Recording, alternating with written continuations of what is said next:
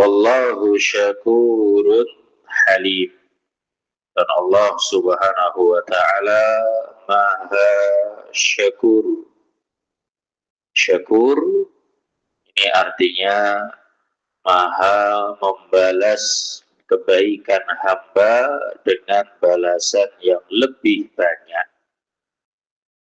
Kalau hamba melakukan satu kebaikan, Allah tidak membalas dengan satu pahala, tapi Allah akan lipat gandakan.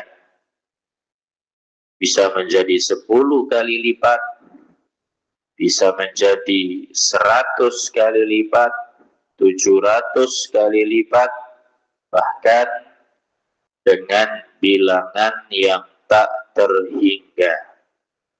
Tergantung keikhlasan hamba saat melakukan kebaikan tersebut. Tergantung pula waktu pelaksanaan. Tergantung pula tempat pelaksanaan. Keadaan sang amil, pelaku amal saleh, punya pengaruh besar. Seperti keikhlasan para sahabat tidak bisa ditandingi oleh generasi-generasi setelah mereka.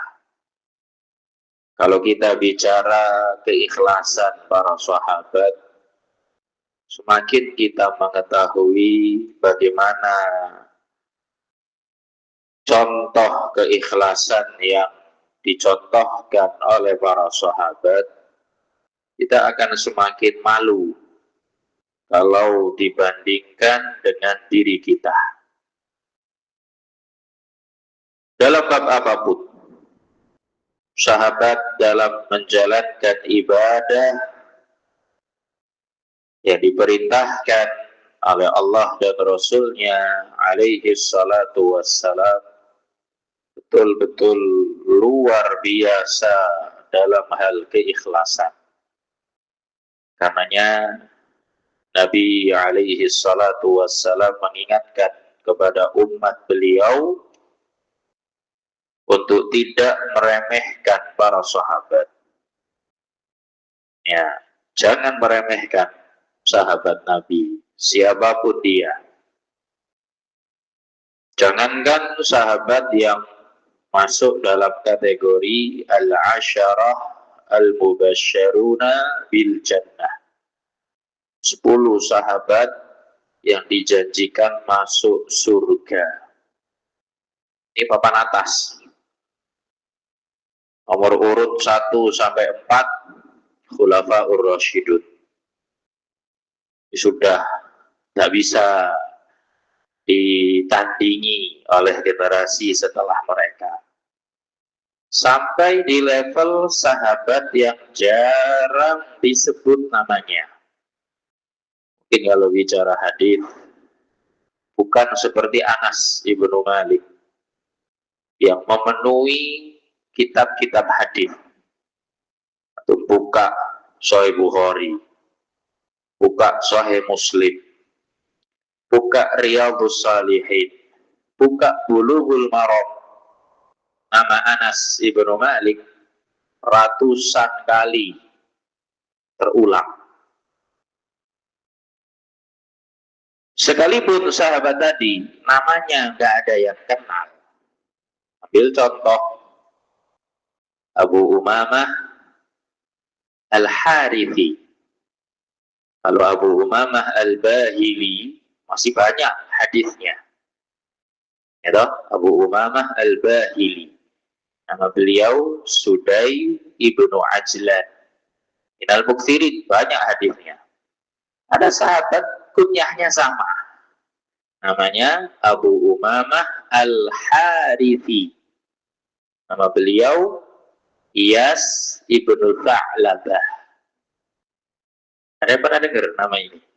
Kalau sebut Abu Umamah, langsung kita kenalnya siapa? Al-Bahili. Ya kan? Abu Umamah Al-Bahili. Memang beliau banyak hadisnya. Tapi yang satu ini, Abu Umamah Al-Harithi. Iyas ibnu Tha'labah. Hadis yang datang dari beliau Abu Umamah Al-Harithi cuma 3. Cuma 3. Tak lebih. Kalau Abu Umamah, Masya Allah, ratusan. Abu Umamah Al-Harithi Iyas ibnu Tha'labah cuma 3 hadisnya. 2 riwayat dalam Imam Muslim, 1 riwayat dalam Abu Dawud rahimahullahu ta'ala. Sekalipun beliau radhiyallahu ta'ala anhu wa ardhah cuma 3 hadis. Ya, masa sahabat kok cuma 3 hadisnya? Masih banyak saya. Tak boleh. Ya, tak boleh. Kenapa? Sahabat Nabi, siapapun mereka yang kita kenal, sampai namanya jarang kita dengarkan. Ada yang cuma riwayatnya 3 hadis, ada yang 2 hadis, ada yang bahkan 1 hadis. Dan itu dibukukan oleh para ulama, disendirikan oleh mereka. Istilah mereka, sahabat yang hanya punya 3 hadis disebut thulathi. Ya. Kalau dalam bahasa Arab, dalam sorof, ada thulathi, ada rubai. Thulathi mujarrad, rubai mujarrad. Thulathi mujarrad 3 huruf asli, rubai mujarrad 4 huruf asli. Itu bab nahwu, bab sorof, kan itu ya. Dalam bab hadis ada juga thulathi. Itu yang punya hadis cuma 3. Salah satunya tadi Abu Umamah Al-Harithi radhiyallahu ta'ala anhu wa ardhah. Jangan diremehkan. Karena enggak sebanding. Nabi mengatakan, "Fa wallahi, sungguh demi Allah, lau anna ahadakum anfaqa mithla Uhudin dhahaba."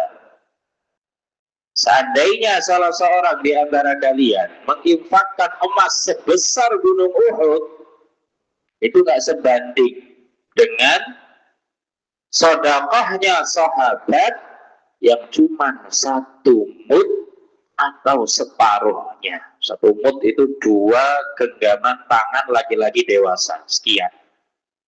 Ya, tergantung bentang tangannya. Yang gede ya makin gede. Kalau mungil kayak gini ya nggak begitu banyak. Ya, loh. Separuhnya berarti cuma sekian, 1 mud atau separuhnya. Ini dikeluarkan oleh seorang sahabi. Nilainya di sisi Allah jauh lebih besar yang dikeluarkan oleh sahabi tadi dibanding emas sebesar gunung Uhud yang dikeluarkan oleh generasi setelah para sahabat. Apa yang menentukan? Ikhlasnya. Kalau sudah ikhlas, rasa-rasanya malu diri kita untuk kemudian membandingkan dengan para sahabat.